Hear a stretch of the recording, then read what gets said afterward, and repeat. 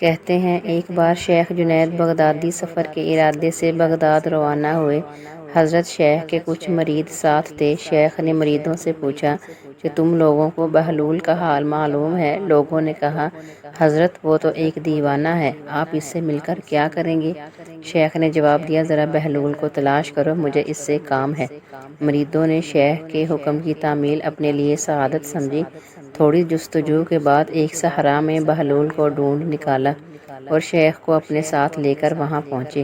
شیخ بہلول کے سامنے گئے تو دیکھا بہلول سر کے نیچے ایک اینٹ رکھے ہوئے دراز ہیں۔ شیخ نے سلام کیا تو بہلول نے جواب دے کر پوچھا تم کون ہو؟ میں ہوں جنید بغدادی۔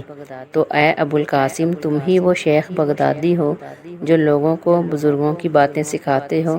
جی ہاں، کوشش تو کرتا ہوں۔ اچھا تو تم اپنے کھانے کا طریقہ تو جانتے ہی ہوگے؟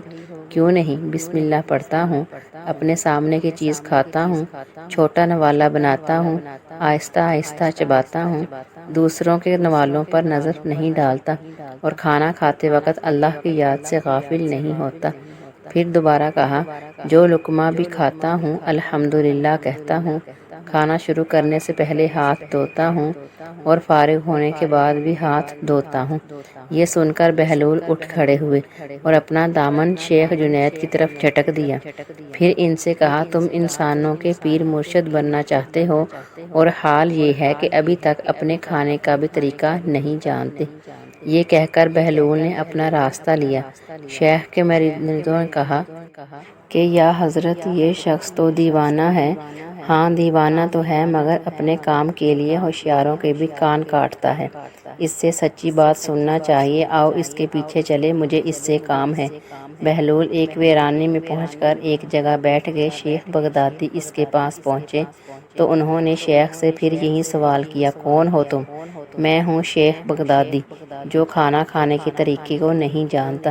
بہلول نے کہا خیر تم کھانا کھانے کے آداب سے تو ناواقف ہو، گفتگو کا طریقہ تو جانتے ہی ہوں گے۔ شیخ نے جواب دیا جی ہاں جانتا تو ہوں، تو بتاؤ کس طرح بات کرتے ہو؟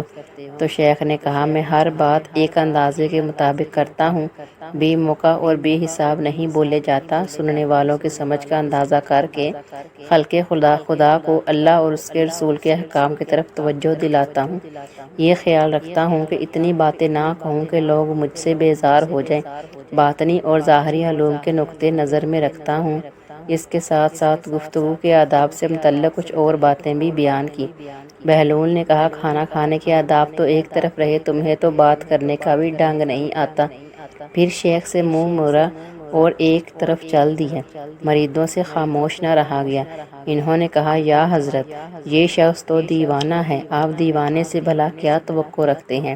بھائی مجھے تو اس سے کام ہے، تم لوگ نہیں سمجھ سکتے۔ اس کے بعد شیخ نے پھر بہلول کا پیچھا کیا۔ بہلول نے مڑ کر دیکھا اور کہا تمہیں کھانا کھانے کے اور بات کرنے کے تو آداب معلوم نہیں، سونے کا طریقہ تو تمہیں معلوم ہی ہوگا۔ شیخ نے کہا جی ہاں حضرت معلوم ہے۔ اچھا بتاؤ تم کس طرح سوتے ہو؟ شیخ نے کہا جب میں عشاء کی نماز اور درود و وظائف سے فارغ ہوتا ہوں تو سونے والے کمرے میں چلا جاتا ہوں۔ یہ کہہ کر شیخ نے سونے کے وہ آداب بیان کیے جو انہیں بزرگان دین کی تعلیم سے حاصل ہوئے تھے۔ بہلول نے کہا معلوم ہوا تم سونے کے آداب بھی نہیں جانتے۔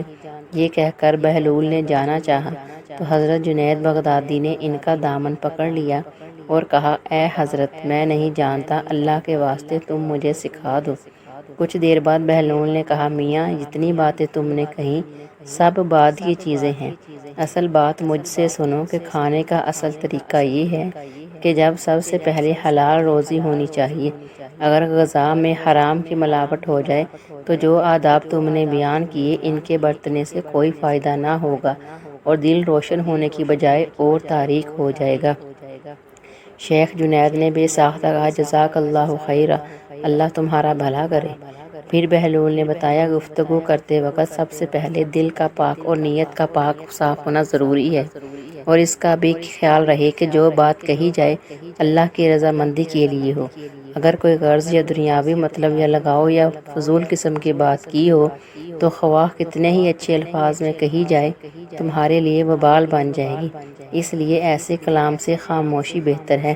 پھر سونے کے متعلق بتایا کہ اسی طرح سونے کے متعلق جو کچھ تم نے کہا وہ بھی اصل مقصود نہیں، اصل بات یہ ہے کہ جب تم سونے لگو تمہارا دل بغض، کینہ، حسد سے خالی ہو اور تمہارے دل میں دنیا اور مال دنیا کی محبت نہ ہو۔ نیند کے آنے تک اللہ کے ذکر میں مشغول رہو۔